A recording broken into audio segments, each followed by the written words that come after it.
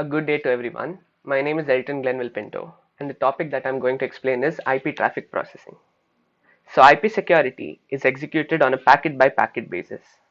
And when IP security is implemented, each of the outbound IP packet is processed by some logic before the transmission. And when we receive the inbound packet, it is also processed by the same logic after reception before passing the packet to the next higher level. That is, before we pass it to the transport layers, that is TCP or UDP, we check if the logic is proper. So then there are two types of processing. One is for the outbound packets and one is for the inbound packets.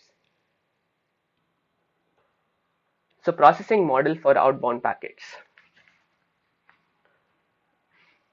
So first thing is the IP security searches the SPD, that is the security policy database, for a match in this packet.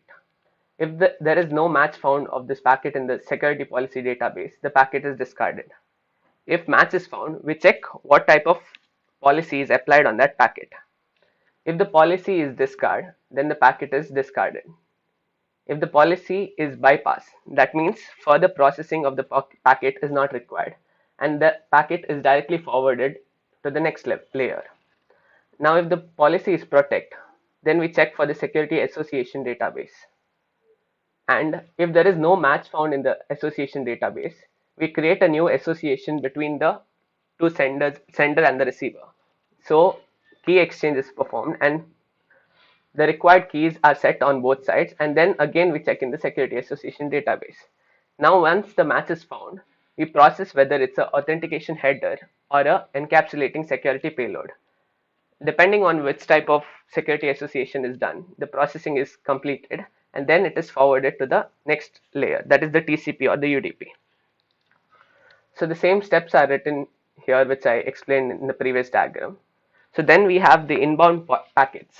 So processing model for the inbound packets.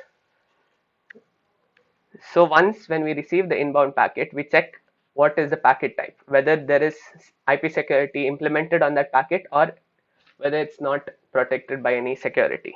So if there is no IP security implemented on the packet, we check it in the policy database.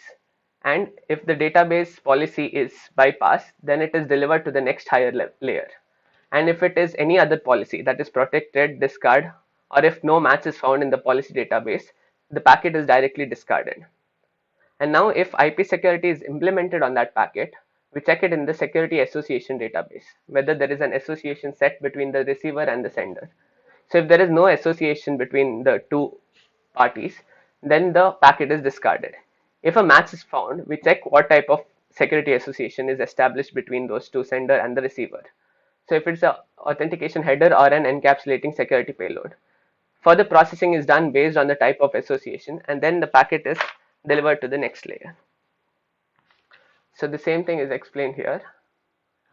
The same what I've explained in the previous diagram, and that's it. Thank you.